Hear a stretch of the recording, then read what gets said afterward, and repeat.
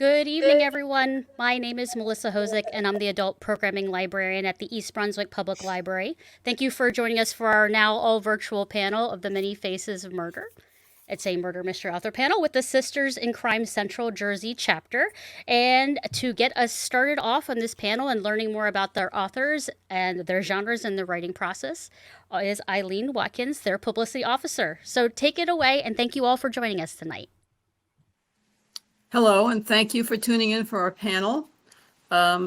We're going to talk about the Many Faces of Mystery, which is going to have a kind of a loose interpretation. We've got four authors who are members of Sisters in Crime Central Jersey, and they all write very different, including myself, and they all write very different subgenres of mystery, some of which are breaking new ground. First, I should probably explain to anyone who doesn't know that the national group Sisters in Crime is our parent group, was founded in 1986 by 26 women crime writers who felt that in terms of reviews, royalties, and awards, male writers were receiving preference over equally talented women. Sarah Paretsky, for example, was one of the people involved in this. Today, Sisters in Crime has more than 60 chapters in the U.S. and more than 4,500 members. The group welcomes members of all genders and mystery readers as well as writers. But the goal remains the support of women mystery and thriller writers. So there's a lot of chapters and 60 chapters. And the Central Jersey group began in 1998 and to date has 40 members. It began in the Jamesburg area, and now these days when it meets in person, it meets at the Jamesburg Senior Center. And Sisters in Crime National, I ought to mention, because these are two issues that might have special importance to the area. It offers a program, We Love Libraries, an outreach program that will provide a participating library with a $1,000 grant. Details can be found at www.sistersincrime.org/page/We Love Libraries. If you go on Sisters in Crime and look under We Love Libraries, I'm sure you'll be able to find that information. And Sisters in Crime National Archives are located at Douglas College of Rutgers University as part of the Special Collection and University Archives in the Alexander Library. So even though the group is national, it does have some local roots. Now we are going to be talking about several, at least 4 and more subgenres of mystery, some of which you may not have heard of before, but they're people that are breaking new ground every day. I'm going to start off because my subgenre is really the most conventional and the most familiar to most people. I write cozy mysteries, and the definition of cozy mysteries, if it was a live audience, I would ask people if they've heard of it and what they think it means. But since we don't have a live audience, it is mysteries that have a murder involved but aren't too shocking. In other words, you don't have graphic violence, you don't have graphic sexual situations, and you don't have a lot of triggering events like the death of a child or even the abuse of an animal or something like that. Usually they take place in a small town, and there's always an amateur sleuth. The sleuth is not a private eye, is not in law enforcement in any way. Basically, when people say, well, how does that work? I say, murder, she wrote. It's basically, in modern times, the murder, she wrote model is typical.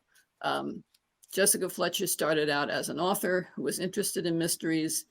She never became a private eye. She never, became a cop or anything like that. But she was always hovering on the fringes, and she was always the person. She was very smart. And she was always the person who got people to confide in her. And that basically is the model of a cozy mystery main character. These days, they usually are involved in some kind of small business of their own, which conveniently lets them, pop out and investigate things without necessarily having a boss stand over them saying, where are you going now? What do you stop getting involved in this stuff? They usually end up having some kind of either negative or positive relationship with the local police. It often starts out negative, and after they've proven themselves a little bit, it becomes more positive. My particular books, the main series that I've had along this line is the Cat Groomer Mysteries, in which a woman who has a cat grooming and boarding business in a small New Jersey town ends up solving crimes connected with her customers. There have been mysteries done with animals before, and usually they were a bit different from this. Usually the animals are, kind of smarter than the people, solve the crimes for them, have psychic links with the people in some way. People read their thoughts and vice versa. I was actually asked it was one of three topics that was suggested by my publisher, and the way they suggested it, I had a feeling that they wanted me to write psychic animals or something along that line. And I said to my agent, I don't want to do that. I'm a very, very big animal lover, but I respect them as animals. I want them to behave as animals. And I said, I'm going to have my sleuth get involved in the crimes because she starts out doing her job, looking out for the animals, and gets involved in the craziness that's going on with the people. And that was basically the approach I took to it. So it's a little bit different from something that had been done before, but it does basically follow the model of the amateur sleuth. And I think I will, since we're going to keep these a little bit short, I'm going to pass along to Roberta, and then anybody who has questions, I will be happy to flesh out either the cozy genre or what I in particular do. Roberta? Okay. I'm Roberta Rogow, and I like to say that I write mysteries set in weird and wonderful places and times. I write historical mysteries, and I write mysteries that sort of twist the history so that it's alternate. And I also write mysteries that are set in a science fictional place. A city somewhere across the galaxy, but settled by humans. I'm not good on aliens. The trick there is that the mystery is very often quite traditional because I write human beings, although there are people who will include some non-human creatures or persons with non-human characteristics. But I have the feeling that no matter where us humans go, whether in the past or the future, we're going to bring ourselves with us and all of our problems and our traumas and our angst. And if I may use some Yiddish, some mishigas, craziness. For instance, my current series is set, as I said, in this city up there somewhere. It was settled by humans. It's across the galaxy. But it's a private eye story. And my main character is a private eye. And I follow the tropes, the expectations of a private eye. She has a client. She's doing this because she's paid to do it. It's not like an amateur sleuth who gets involved because he or she, very often she, is somehow involved with the people.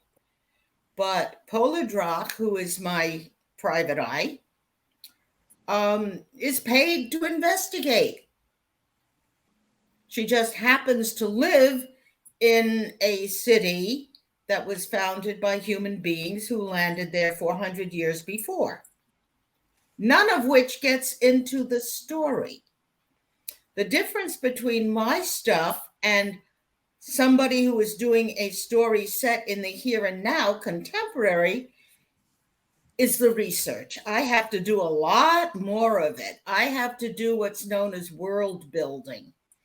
If I'm doing a story that is set in historical times or a variation of a historical time, I have to know all about that period and how people lived there. And then I have to describe it so that the readers can get into the story. It's what I call a thumping lie. If I'm going to tell a thumping lie, I have to get every single detail right, especially historical, because there's always somebody out there who knows more about the period than you do and is going to tell you about it, usually after the book is published. So true.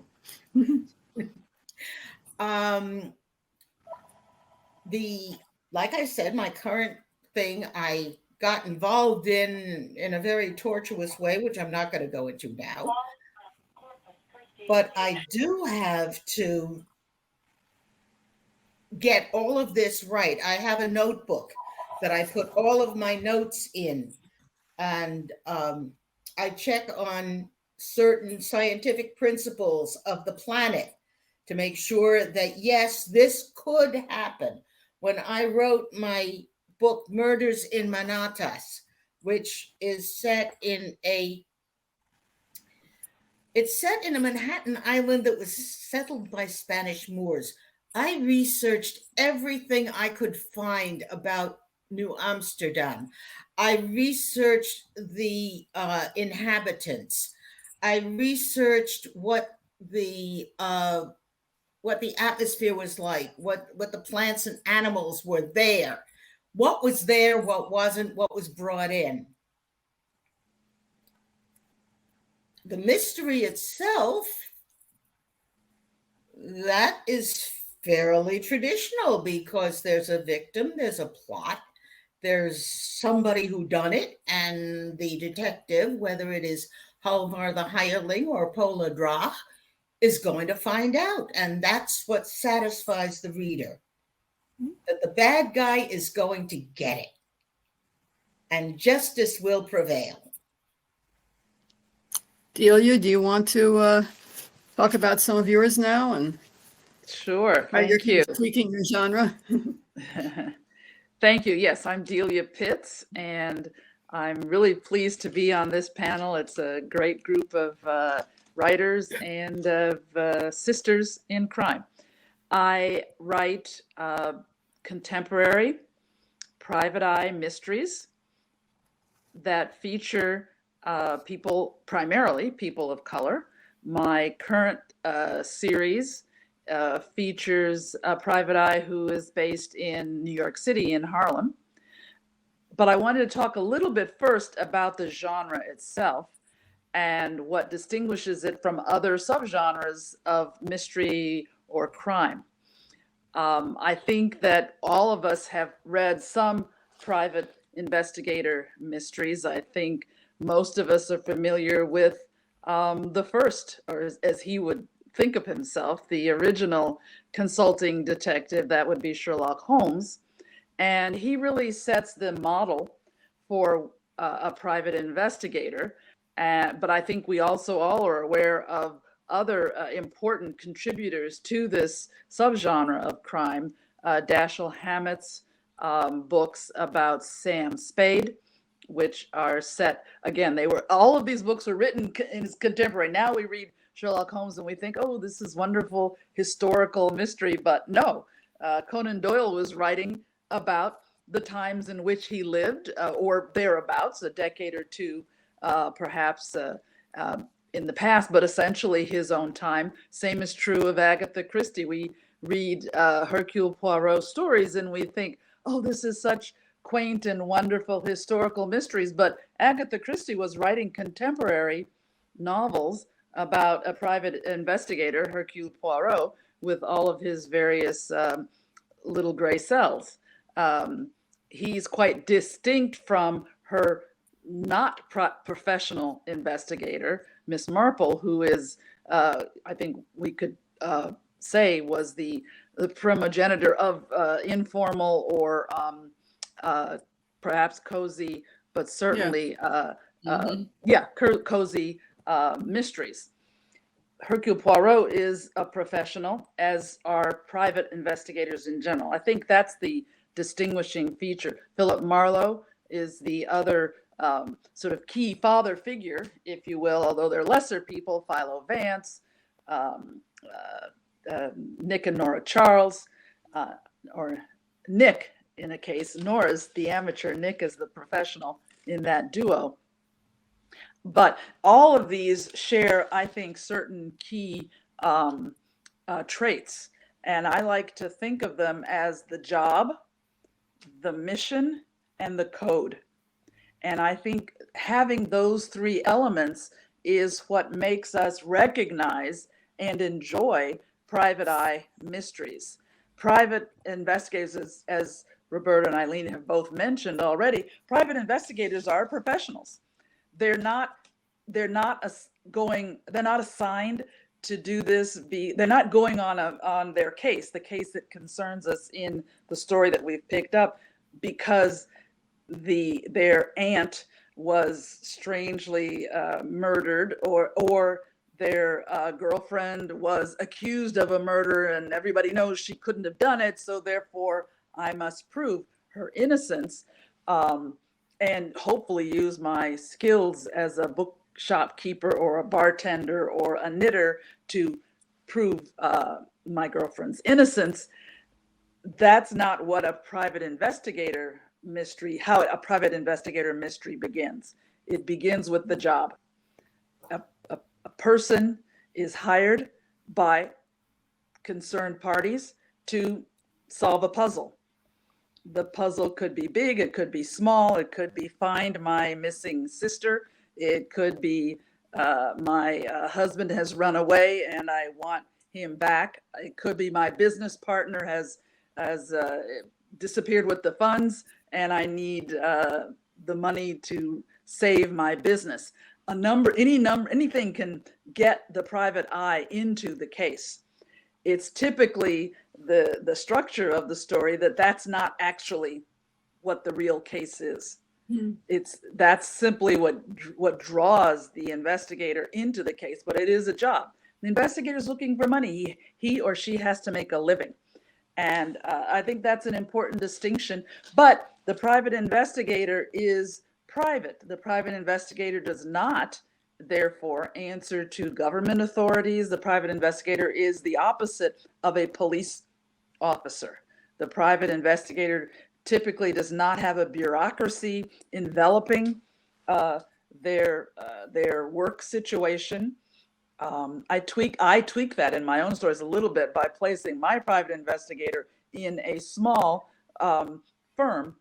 He is the lowest person on the totem pole in his security agency. But classically, most private eyes are lone wolves. They operate on their own. They choose their cases based on their need for money and their need for intellectual engagement. So the puzzle is very important to the investigator, but the job is also important to the investigation. I mentioned mission. Often the mission is an overarching concept that we don't learn about at the beginning as we first meet a private investigator. But after we have known her for a while, we begin through the course of the story to understand what are the driving forces that compel the investigator to keep going.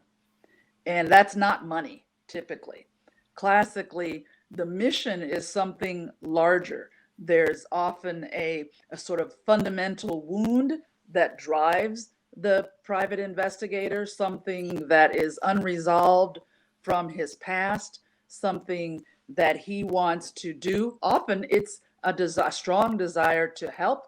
She wants to help her community, her the world. She wants to set things right, as Roberta was mentioning, but she recognizes that she doesn't live in a right world, and but she has the mission which envelops and defines how she operates.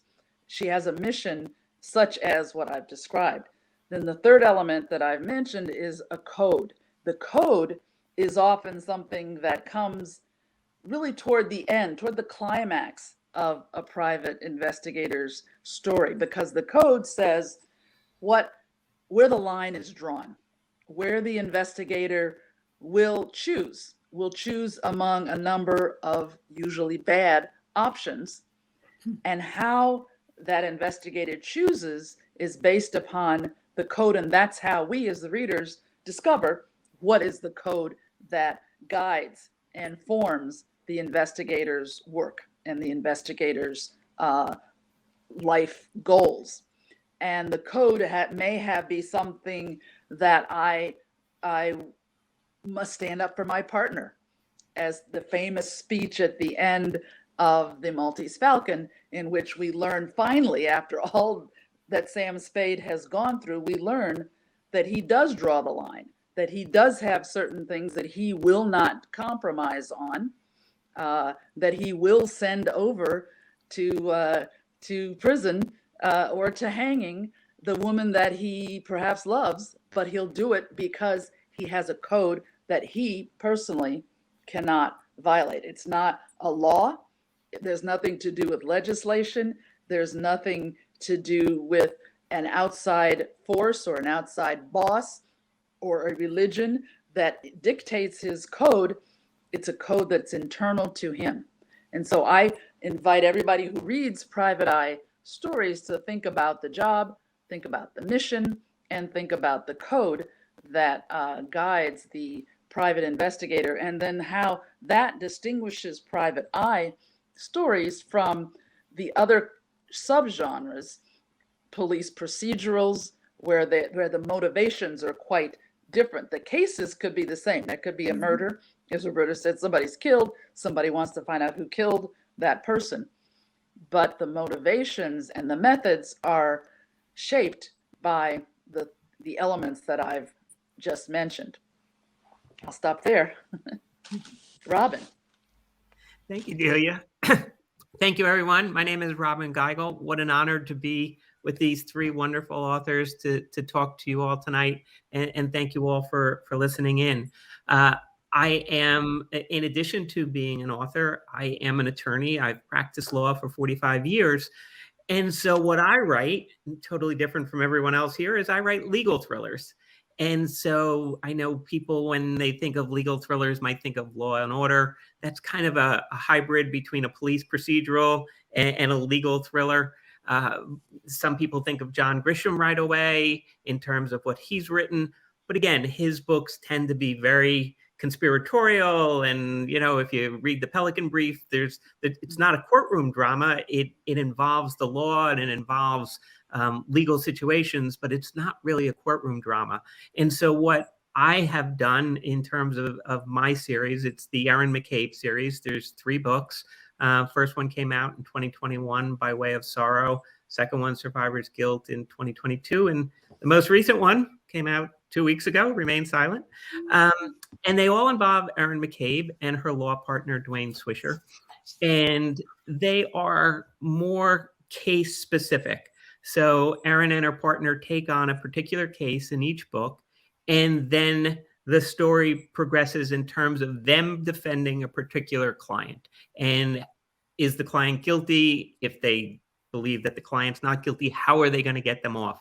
So mine are very courtroom drama based. I use my experience as an attorney. As I said, I've practiced law for 45 years and I've done nothing but litigation, including a lot of criminal defense litigation. So I use that experience as my base in terms of knowing the ins and outs of New Jersey law and New Jersey courtrooms. And I give people a behind the scenes look at what goes on when lawyers go back into chambers with the judge and they talk about cases and things like that. And I also have a little subgenre within the legal thriller genre, in that I am a transgender woman, and my main character, Erin McCabe, also happens to be a transgender woman. So in addition to telling legal thrillers, I use my books as a vehicle to talk about other issues that are important to me. And I think a lot of authors do that. No matter what kind of genre you're writing in, you explore things that are important to you. And in my case, those are, some of the issues impacting the transgender community are important to me.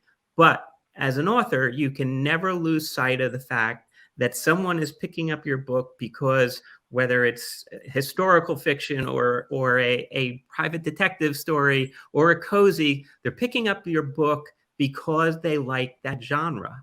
And you have to give them what they want.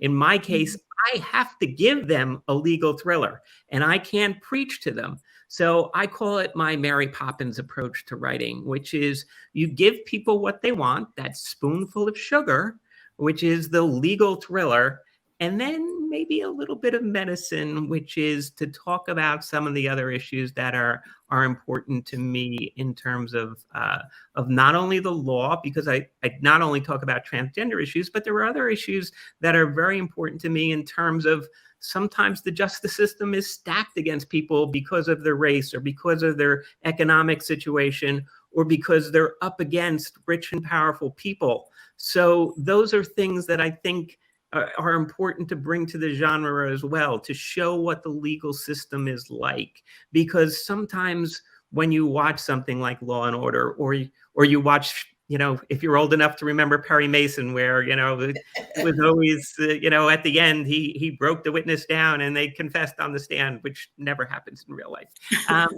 But if you see those things, you get an impression that the system always works. And it doesn't. In real life, it doesn't.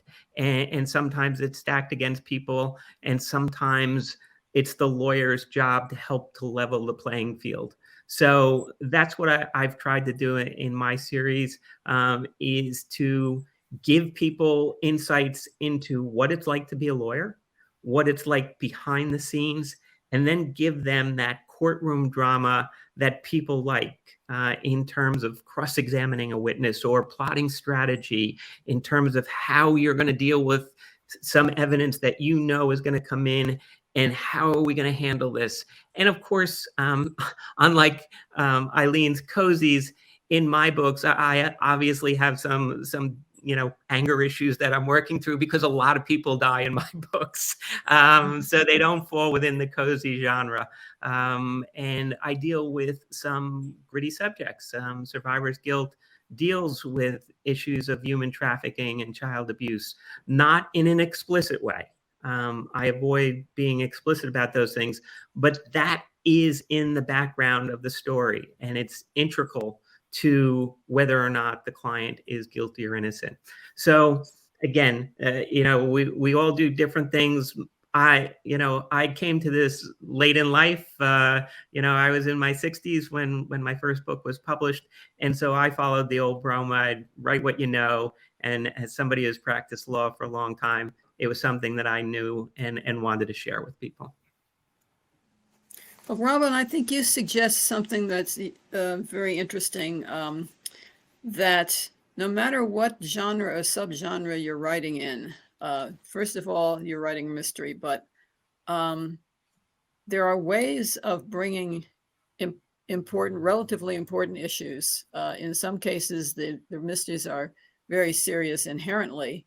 You're dealing with a legal situation, or a PI is tracking down somebody who's committed a terrible crime or something like that.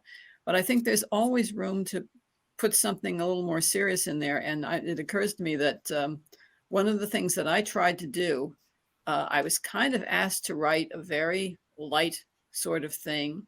And I realized that I didn't want to do that. I didn't want to go completely light, although it certainly is not as heavy as some of the stuff that you and Delia handle.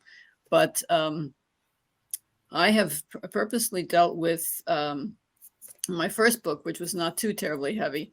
I dealt with the question of what happens to someone's pets if they die, unexpectedly. And as in the case, this guy is murdered, and no one in his family, wants his cat. And my character gets involved because she really feels kind of bad about this. Not only did she like this guy, he was an important client of hers, but she's got this beautiful purebred Persian cat that nobody wants, and suddenly she's trying to find a home for it. In the second book, I deal with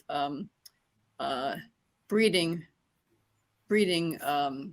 I wouldn't. Well, I guess you would call them hybrid cats, but hybrid wild and tame cats.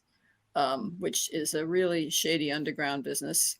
And my character gets involved in investigating that because a certain kind of cat ends up in her shop. The third one, I deal with the business of feral cats because there's an upscale condo community that's been invaded by feral cats. And naturally, it's built on the fringes of a wood, so nobody should be surprised that there are feral cats coming back and forth. But there's a controversy over, how to handle this humanely, and it gets so controversial that somebody gets murdered, and various things like that. I've tried to deal with in dealing with the animal subjects. I've tried to deal with them in a serious way, hoarding, for example, and things like that. So I think even when you're trying to write, a light, entertaining mystery, it has more substance to it if you get some kind of real life issue in there. And Roberta, I know that you kind of do yours, symbolically too. But Delia, were you going to say something? I was going to pick up on your cat theme and say that in my series, actually, that's the first case that my private eye tackles, and it is important. He finds a missing cat, and at first he thinks this is ridiculous. Why would this security company, this detective company, be taking on the case of someone's missing cat? But as he learns through the investigation that he has to undertake to find the cat, he finds out that his mission and the mission of his security company, his detective agency, is in fact to fill in those gaps in law enforcement that are not covered by the police, cases that fall below the radar of the police. Mm-hmm. His is a small neighborhood firm, and too many things happen to people, especially in neglected or overlooked communities, such as some of the neighborhoods of minority populations. The police are not concerned. They don't take it up. They can't take it up. People are embarrassed. People are scared to apply to the police for redress of tensions, threats, problems. And this agency, these private detectives, step in to fill that gap. And that's the goal. That's the mission that they have to address the very serious problem of underserved populations. Obviously, I take his a little further, and it becomes there, but murder mysteries and things like that occur. But that's how they get in, because there are many cases. Missing persons is a clear example.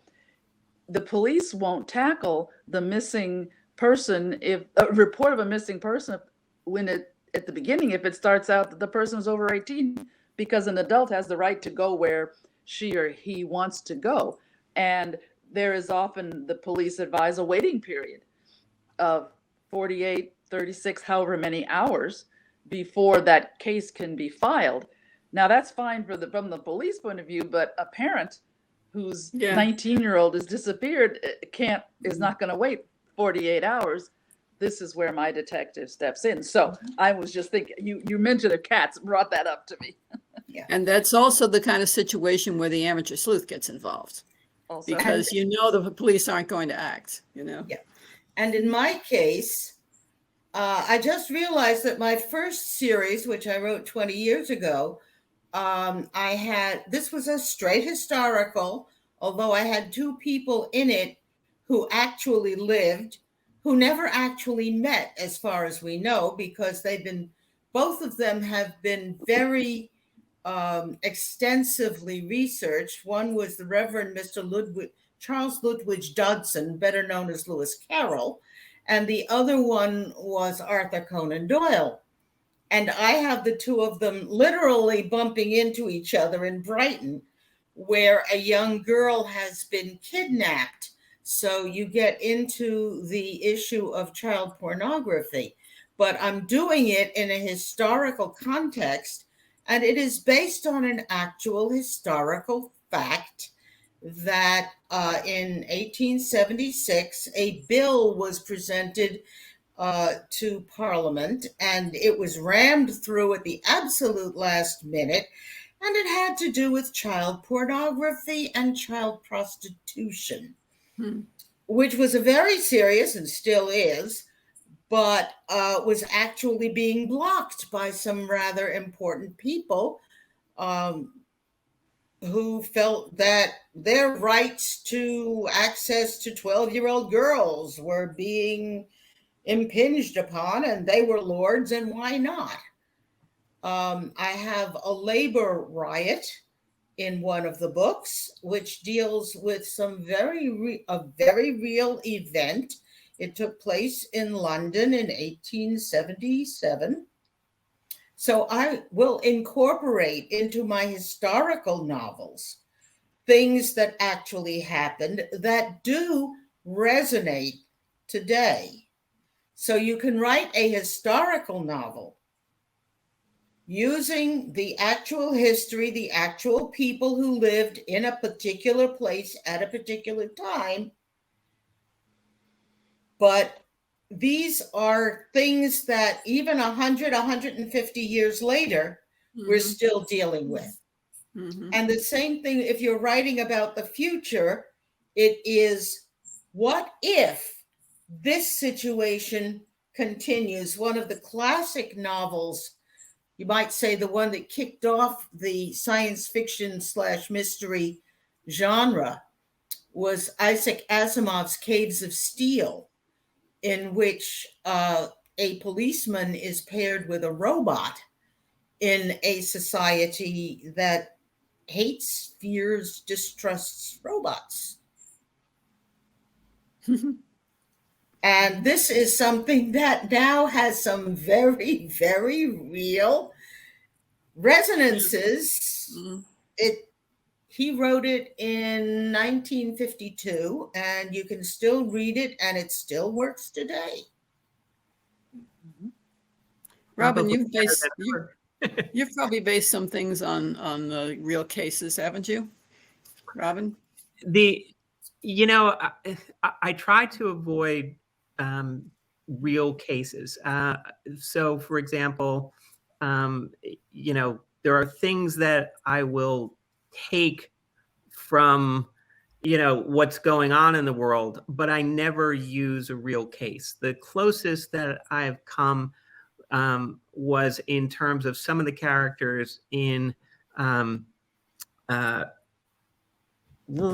Survivor's Guilt, because I was influenced by the Jeffrey Epstein case. Not the Jeffrey Epstein case where he was arrested and ultimately committed suicide or whatever happened, but the Jeffrey Epstein case of 2006, where he was investigated in Florida and for molesting dozens of young girls, and received a slap on the wrist. And so for me, that was an event that just triggered me in a lot of ways. And so I wanted to have a character, a Jeffrey Epstein-like character. And so in that sense, I'm influenced, but I don't take any particular cases and use them. Just like I don't take any real life characters other than like kind of drawing on the Jeffrey Epstein. I don't use real characters. I always make sure, because my stories are all based in New Jersey, and I don't make up counties. So they actually occur, one in Ocean County, one in Union County, and the other one, the most recent one in Cape May and Middlesex counties.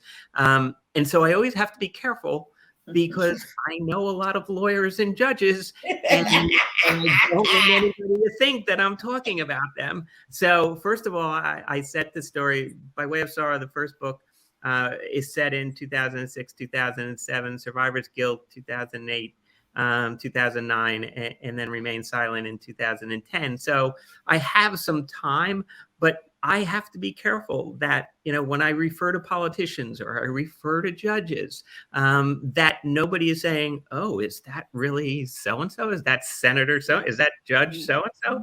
And it was funny because when By Way of Sorrow came out, so many people came up to me because there's a state senator involved. It's his son who was murdered.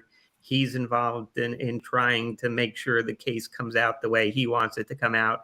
And so many people said to me, is that Senator so-and-so? And I said, absolutely not. No.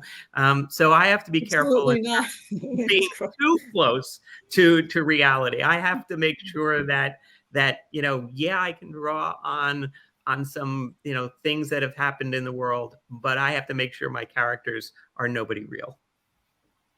This raises the questions what our processes are, and I'd love to hear from all of us describing how do you find a plot, how do you pick a case, how do you build a character, do you go by the seat of your pants as you write along without a plot, or do you scratch down every scene and outline very, very thoroughly before you even set word to screen? Well, I really try to plot because it's easier that way. I don't get lost.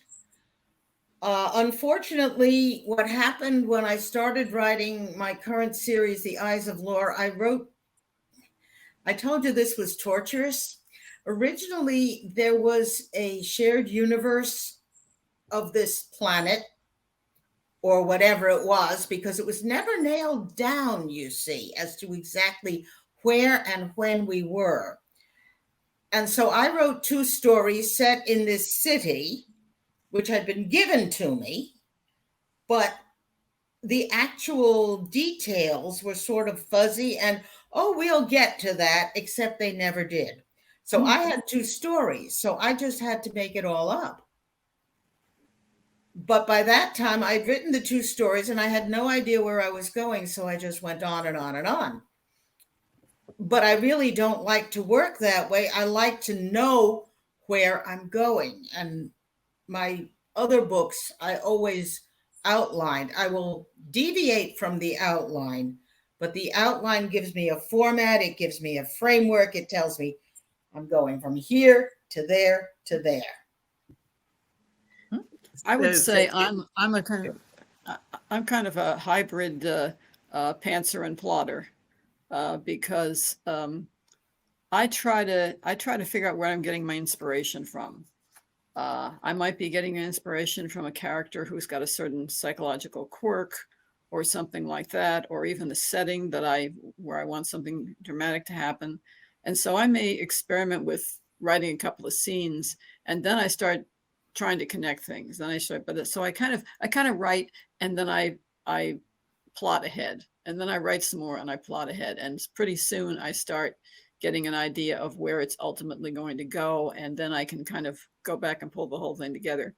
But I kind of have to have the emotional motivation, the interest in the character, the interest in the situation. Sometimes, again, an interest in a setting that I'm working on something now that I'm based on a big antiques mall that is loosely based on the Red Bank Antiques Mall, except the murder gets killed there, so I can't be, I couldn't put it there. But I was fascinated by it, and to give a little something away, I have been there pretty often with a friend who lives in Monmouth County, and the last time I went there, it was particularly for research. And I was always fascinated by the freight elevator. And I talked to somebody who worked there, and they said, I'll give you a ride on the freight elevator. So this freight elevator goes back to the turn of the century. and it's like an Otis, and it works with a pulley, and it creaks and it groans and everything as it goes up and down. And after we finished our ride on the freight elevator, I'm walking away with my friend, and she said, "You got to put a body in there." I said, "Absolutely, I got to put a body in there. That's where the murder victim is going to be." But I have to key on to something that inspires me, and then the ideas start to flow. So I'm kind of a hybrid writer along that line. Sounds like Robyn? something. Sounds like something I once did, where we were supposed to write short stories about a place in New Jersey, and I wrote one about a certain bend in the Passaic River, and so did my friend. Wow. But hers was contemporary, and mine was set in colonial New Jersey. There you go. You bring yourself to it, you know. I just like history. Delia, I Robyn? guess I'm a bit of both. So when I did By Way of Sorrow, I had an agent, but I wasn't under contract with anybody. It was, I was just writing it for myself. And that one was pure fly by the seat of the pants. I had no outline. There were people in that book that I thought were going to live that died. There were people that I thought were going to die that lived. The ending didn't turn out to be the ending that I thought it was going to be. It truly was fly by the seat of the pants. And when we sold it, my agent sold it in December of 2018 to Kensington Books. And when I got the deal sheet, it was for a 2-book deal. And I said to my agent, Carrie, I only have 1 book. And she said, "You'll write a second." And so I discovered, however, that when you write a second, that before your editor and the publisher will take it, you do have to do an outline, and you do have to send them 50 pages. So book 2, Survivor's Guilt, was outlined. I have a wonderful editor at Kensington, John Scamilio, who gives me a lot of freedom, because I found even when I outline something, I know Roberta said something like this, you find out that as you start to write it, what you thought was going to be, I can go from point A to point B to point C, you can't get to point C through point B. So you have to be willing to adapt and change it on the fly. And John is wonderful in that sense.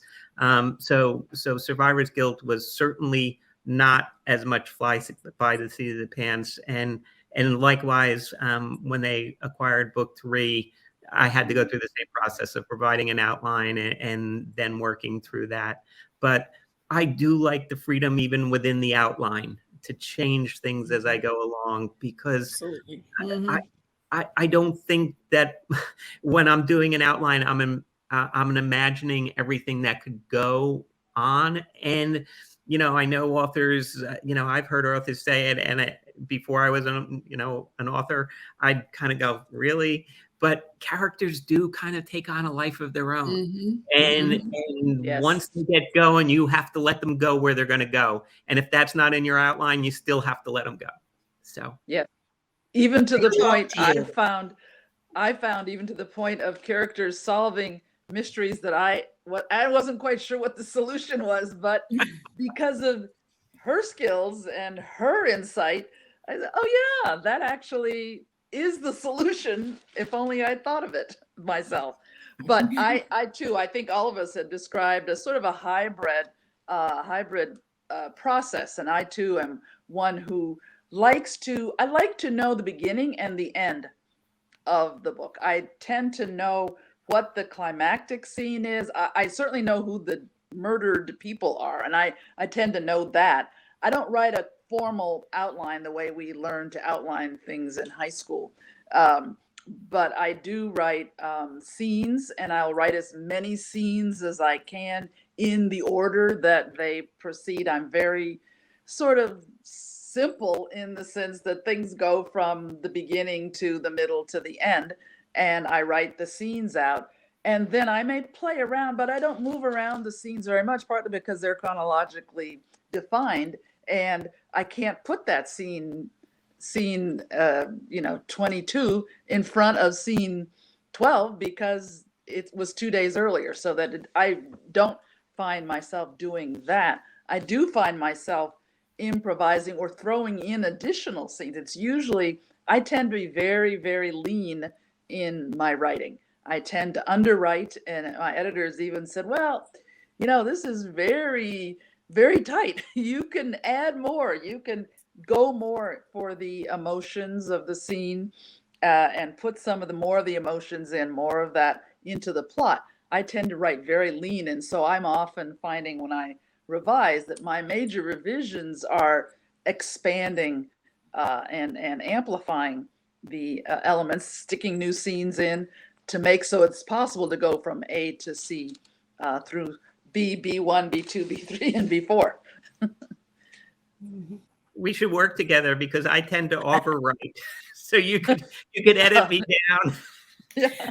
Oh. Part of the thing about writing in a universe that people are not familiar with, whether it is the past or the future, is you have to add an awful lot of description because you have to ground people.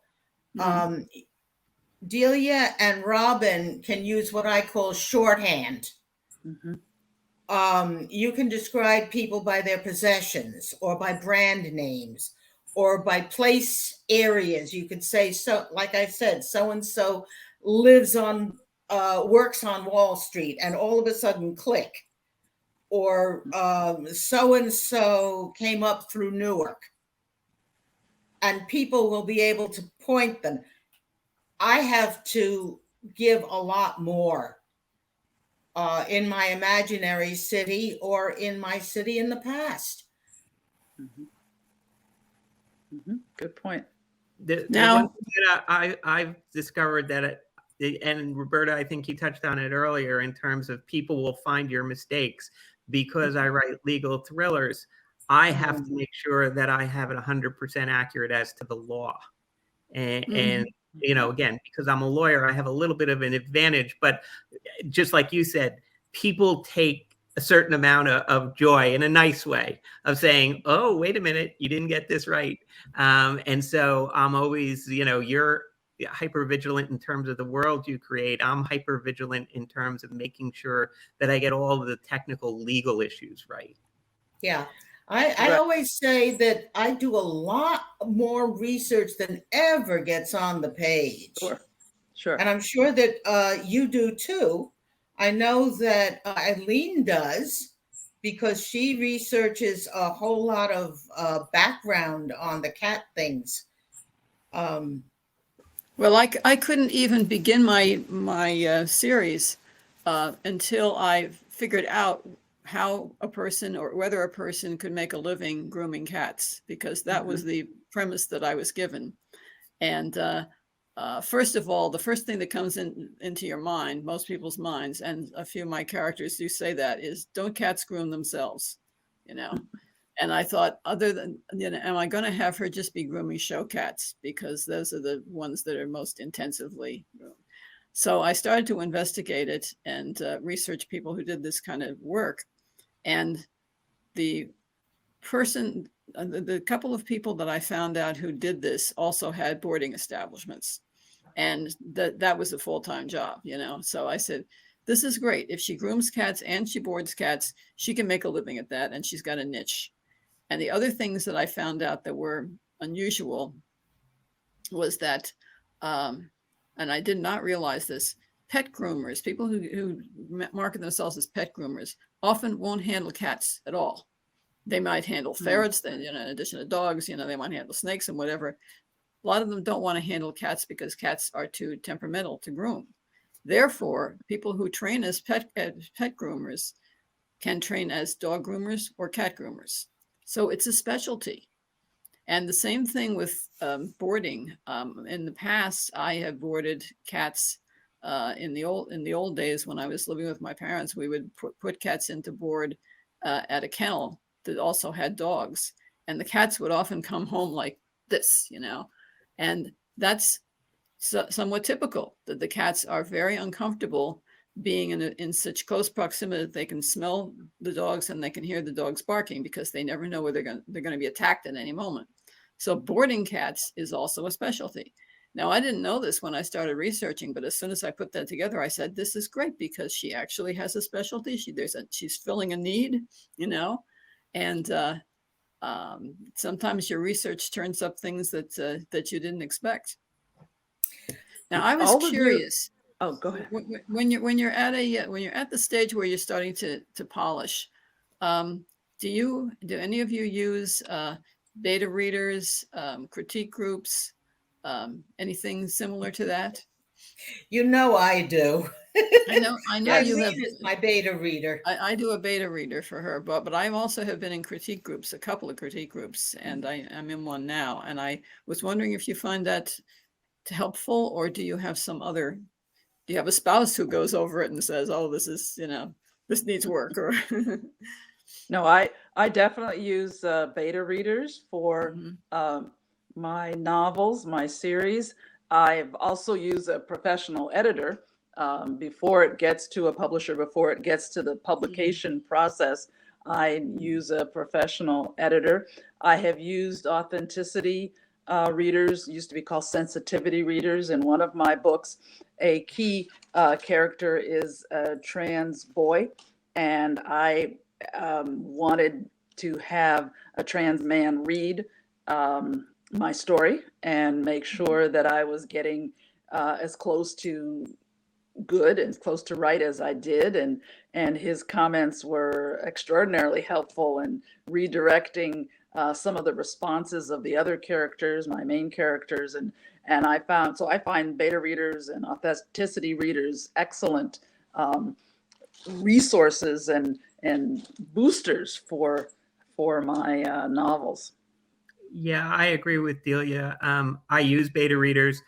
Fortunately, one of my children, my middle child, my son Colin, is also a published author. So we are each other's beta readers. And I do use I did use an authenticity reader for my first novel, By Way of Sorrow, because one of the main characters was a Black trans woman who was a sex worker. And I wanted to make sure, again, just like Delia said, you want to make sure they're authentic. And even though I'm a trans woman, I'm not a Black trans woman, and that experience is far different than mine. And so I wanted to be sensitive to that experience and make sure that I portrayed it accurately. And as Delia said, those, the people that help you like that are invaluable, because again, when we're writing a character, we want them to be real. We want them to be authentic. We want people to be able to say, wow, look at this. And so the people that like that, who help you, are invaluable. And also, like Delia, I do use a professional editor who, again, I find an invaluable resource. Yes. One thing I have is, because I'm writing science fiction, I have to get the technology right. So when I go to a science fiction convention, which is fairly frequently these days, there are a number of people in science fiction and fantasy writing who have specialties in certain types of technology, which are kind of esoteric. Medieval technology, historical technology. And so I will corner one of them and say, I want to do this. And this is how I want to do it. Is this possible? And they will usually give me an earful about why it is or isn't, and exactly how it could be done. Yeah. Which I may or may not use, but at least I know. And a lot of this is available online, but not necessarily where you can find it. So, especially. And it may not be exactly the thing that you want to know. It may be something left or right of that. So you want somebody you can really explain it to. Yeah, somebody who's tuned into your. Like I said, my specialty.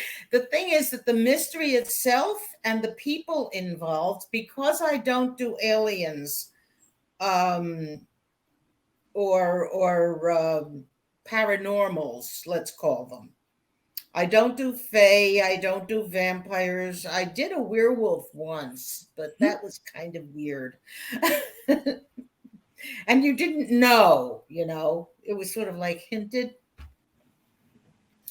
But I do people in odd situations, I guess you'd have to call it. So the motivations are human. The technology may not be. What was that, Delia? I was going to ask, because all of us, I think, are writing or have written series. And when Robyn mentioned how she was startled when she was saddled, you could say, with a 2-book deal, and she had to actually be in a series. I wondered if, Eileen, maybe you could talk about how you thought about your series and what did you do to prepare for your first book so that it would lead into the subsequent books and make for a coherent series, or did you pants that too? No, well, in my case, they were kind of looking to make it a series. I got a 3-book contract, and I only had an idea for 1 book to start with. But my way of approaching it, and it might be the classic cozy way, is I try to give my character a situation, a profession, and an environment where she's going to come into contact with a lot of people. And unlike some cozies, which are set in the most precious, lovely little small towns that you can ever imagine, I put her in like the general area of northwestern New Jersey. And I put her in a town that is a small town. It's becoming a bit touristy. It's getting more people moving out from the city who want, like, who are willing to commute or maybe want a second home and have a little bit of money, because those are the people who are going to be able to afford to get their cats groomed and things like that. But there's also wooded areas, there's mountainous areas, there's poorer people who have been out there, rural people who have been out there a longer time. And I wanted her to have both, I should say both upscale people, people who are kind of in the hard knocks, and people in between, so that there would be a variety of folks who would have a variety of motives. There could be a rich guy killed in the first book. There could be a poor person killed further on. The motives would be entirely different. The people that they were surrounded by were entirely different, because that way I figured I could just keep it going. I wouldn't be repeating myself, and I could have a variety of things going on. I hate to say this, and I might make enemies, but I'm kind of bored by cozies where everybody is a member of the family, or, there's always a personal motive. It's always because Aunt Sally has hated her neighbors since, I like dealing with a wide variety of people. Maybe because I'm an only child and I didn't come from a big family and whatever, and I'm not nobody's gonna be killed over how somebody does the pot roast. But I want to, yeah, well, I'm sure it's been done, but at least in a book.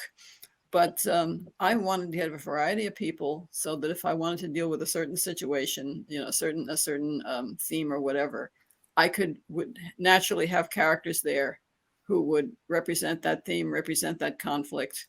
And that keeps it interesting for me. Then I can, once I've done something in the first book, I can try to do something entirely different in the next book with the same basic cast of characters. I didn't think I was writing a series. I wrote my very first professionally published novel, The Problem of the Missing Miss, because somebody asked me to. It's, again, a long, involved story, but an editor from St. Martin's had edited some anthologies in which I had participated and thought I was a good writer, and asked me to write about Lewis Carroll. And I tried several ideas, and I thought I was writing a standalone. It turned out I was writing 4 of them. The same thing happened with Halvar. I had written a standalone, and the person who picked it up, which was a small press, Liz Burton, said, "Well, where's the next?" I didn't know I was going to write a series. I just did. So I didn't really plan them. The first 3 just sort of happened. And the second 3, I did plan a story arc. so to Mhm. speak, over 3 novels. But again, I didn't really think I was writing a series. I just thought, okay, I'll just see where Halvar wants to go next. Mhm. Delia, And what about Robyn, how did, oh, you? me? You go. Yeah, you go. I'll finish. You go. You go. Okay. I knew when I wrote Lost and Found in Harlem that I wanted this to be a series. It came to me as a series. And again, as Roberta was saying, there was a long story arc, or actually, in my case, it was a character arc. And so I knew from the beginning, from probably the first 3 pages that I wrote, I wanted to build in certain features of the main character. His name is Rook. I wanted to build in certain features that I wouldn't have to or be able to explore thoroughly in book 1, but would be held in reserve for the future books. When we meet him in the first one, he's at the bottom of his dive into literally the gutters. He's living in in what is a sort of a leftover brothel, and he's one of the few people who pay their way not by turning tricks in that brothel, but there's a fire and he gets kicked out. So he literally is in the gutter until he meets up with the detective agency that takes him in, and then he finds a new job and a new career. But in the first few pages, as he's getting out of the fire, we learn that he's an Iraq war vet. We learn that he has an injury, injured leg that leaves him with a permanent disability. We learn that he doesn't like guns and doesn't use a gun and refuses to use a gun. We learn that he's divorced, um, uh, and so on. So we don't know what his war experience was. We don't know who his ex-wife was or why she's out of the picture. We don't know why he's out of a job and literally in a gutter when we meet him. And and has literally no friends. These are the kinds of things that it wasn't until I want to say the 4th book, yes, in the series, that we meet his ex-wife. And she finally comes into play. This is long after he's solved many other cases and fallen in love with his boss. And so he's very much involved with the woman who's the boss of his boss in this agency. But his ex-wife reappears. And at least for me, it was a very satisfying moment. We've had references to the wife, but we didn't know what happened to her. Similarly, with the boss, the woman whom he meets very early on, who becomes his boss and then his lover, we know that her mother has disappeared, and that this is a great wound in her life. The founder of their detective agency is her father, and so Rook works for the two this father-daughter duo, and their great trauma is that the woman who disappeared. And we don't learn about that until book 4. We know it happened, but we don't know why. We don't know the backstory. So we know that Rook is alienated from his parents, but we don't know why. So these questions are not really cases, but they turn into cases, especially when the ex-wife is murdered in book 4. So then he definitely wants to solve that, but that's not until, as I say, until book 4. So I tried very consciously to think about mysteries of character as opposed to, or layered on top of case-based mysteries. And the cases are definitely round up, and each book is standalone. You don't have to read it you don't have to read any others. You can read one and be very happy and never read another one. I hope you don't, but you can stop and you've solved the case, and you know who did the killing, and that person has been disposed of one way or another. But you won't know everything there is to know about Rook unless you read the next book. And that was sort of how I thought of these, of this pulling back of the onion as you go along through the books. Yeah, when I wrote By Way of Sorrow, obviously, I had published nothing at that point, so it was very much a standalone, and was very pleasantly surprised by the "you will write book two," and um, so like you, Delia, my books are written as standalones, but there is, when I started to write book two, first of all, my editor, John, gave me great advice. He goes, don't ever reveal anything that happened in book one because you want people to go back and read it. So you kind of have to retell the characters again to a new audience. So you're giving a lot of the same information. But when I started book two, I guess at that point I was hoping that there would be at least a book three because I had a character, an arc for my main character, Erin, in terms of her family life and her personal life, not the cases that she'd come to, but where she would go in terms of being a character, in terms of her personal life as a transgender woman. And exploring the issues that surround that in terms of family, in terms of personal, intimate relationships and things like that. So I had that arc in mind when I started writing book two. I kind of knew that, okay, this is where it's going to end with book two. If I'm fortunate enough to get book three, this is where that arc is going to go. And I have been fortunate that when they signed me to do book three, they asked me for book four. So now I'm working on book four. And again, it's just the character arc, the personal story, and where they're going that continues to evolve. But as you said, they're standalones, they're new cases each time. And you could pick up book three and read it and know as much about Erin McCabe as if you had read all three of them. Yep. Eileen, how are we doing for time? We've got about 20 minutes left, and I was wondering if we have any questions. Right. Melissa? So there hasn't been a lot that's come in, but we do have one question. Terrific. Do any of you have a protagonist that you had to drastically change across a series, or a character that just had to be killed off because they just weren't working for you? That's a good one.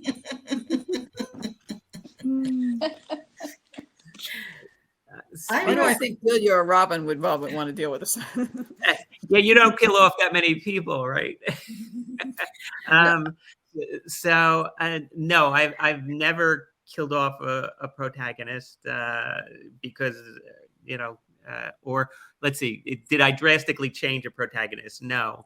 They do evolve. There's human beings, we all hopefully evolve and progress and change over time. So my characters have, but no, I wouldn't say that I killed somebody off because I had to. It's just part of the story if somebody gets killed off. Part of the thing is that my story arcs take place over a fairly short period of time. The Halvar books start at the fall equinox. The first three take place at the fall feria, which is roughly equivalent to September, October. And the second three take place over a 3-day period, which is the equivalent of what we would call the Christmas season. He calls it nativity, but it's basically Christmas. So there isn't much room for really deep character development there. He changes very subtly because of what happens, but it isn't really a major breakthrough, no. I have done one thing, though. In my first draft of the first Halvar book, Murders in Manatas, I killed off a character. And then I realized that this was the most fascinating character in the whole damn book, and I had to bring him back. And I changed the dead body. But that changed the whole story for the better, so it was just as well. I will say that this is not quite the same thing, but I did base a character on someone in real life who had annoyed the heck out of me while I was working for newspapers, and I wasn't sure whether to make her a victim or a murderer, and I kind of almost did both. I thought, I'm going to make this woman's really going to come off badly because she attempts to kill somebody and dies in the process. So she's like, but this was somebody, and I really think I was maybe a little too hard on her in retrospect, because she was almost like a female sort of Sheldon Cooper. She was the most annoying person to interview.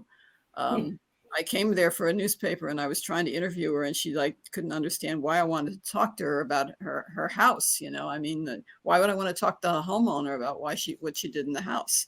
But she, and she acted very impatient with the whole thing.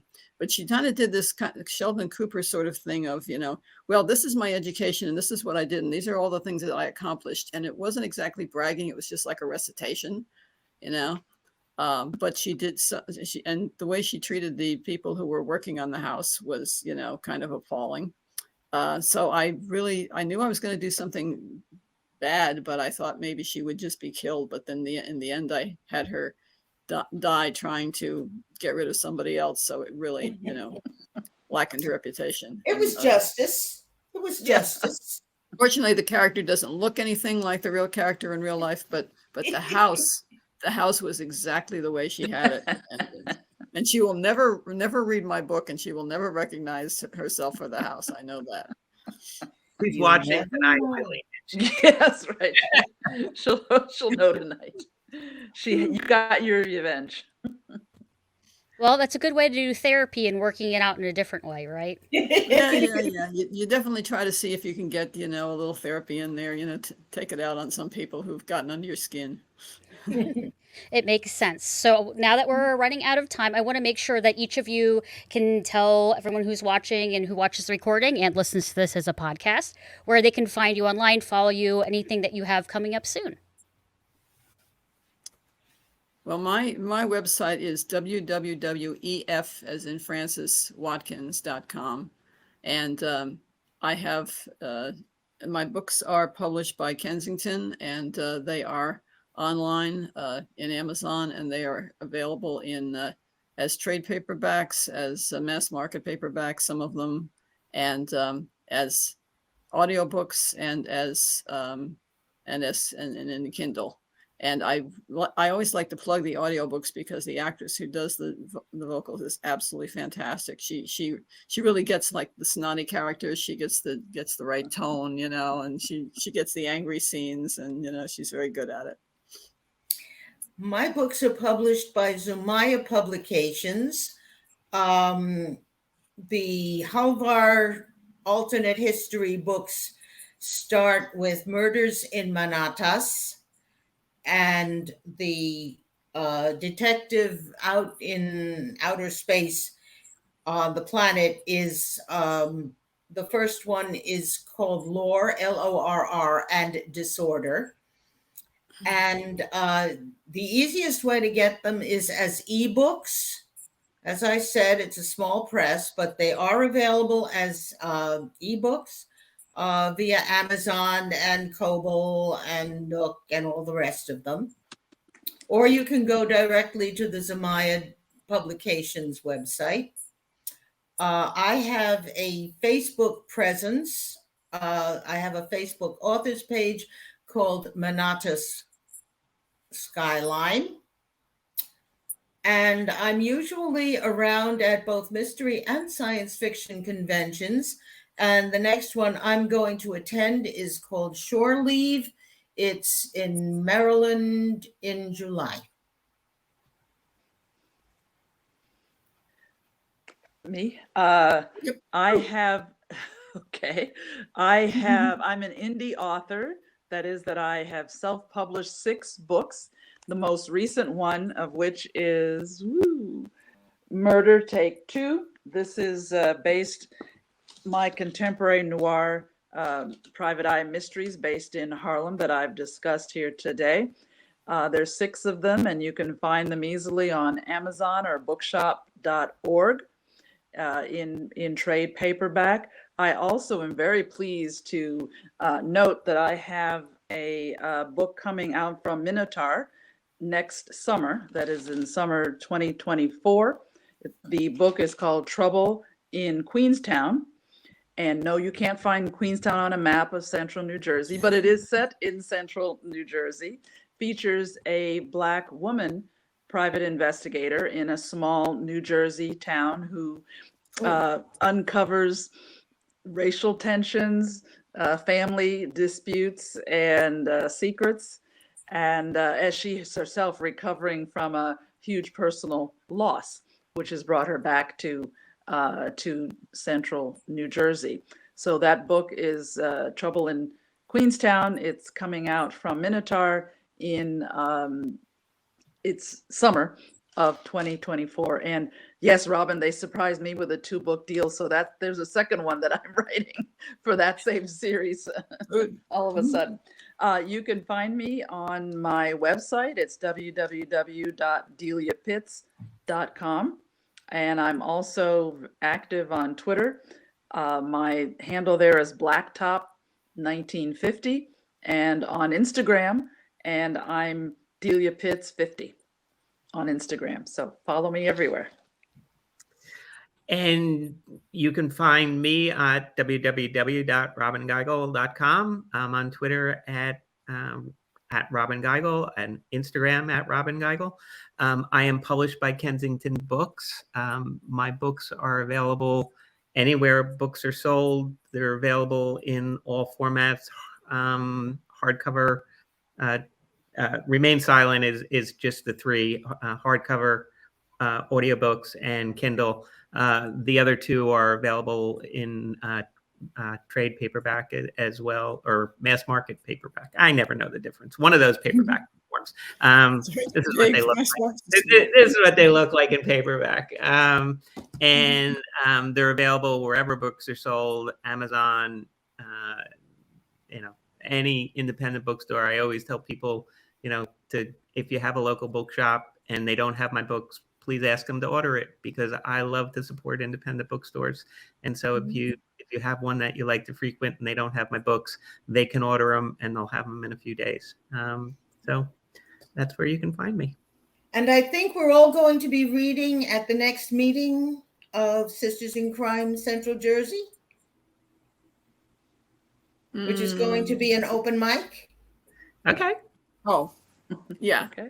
I was thinking we're going to be doing the panelists again at some point too, but yeah, reading. Yeah, we're going to be reading excerpts of things that, well, any excerpts we want to, but generally things that are not already in publications. Well, I want to thank you all for joining the East Brunswick Public Library and wanting to share your panel with us in the writing community. Mystery, as you explained, is such a diverse genre, and some people think it might not be. So hopefully you maybe inspired people to read in a new direction that maybe mystery isn't what they had thought it was. And also for sharing your writing process, because even though you're talking about specific things, I think there are universal writing things that people can really gain from this. So thank you all so much. Thank you to anyone who will be watching the recording. We will re-upload this. We'll also share it on our podcast. But for East Brunswick Public Library and all of these lovely authors in the Sister in Crime Central Jersey, thank you all and have a good evening. Thank you, Melissa. Thank you.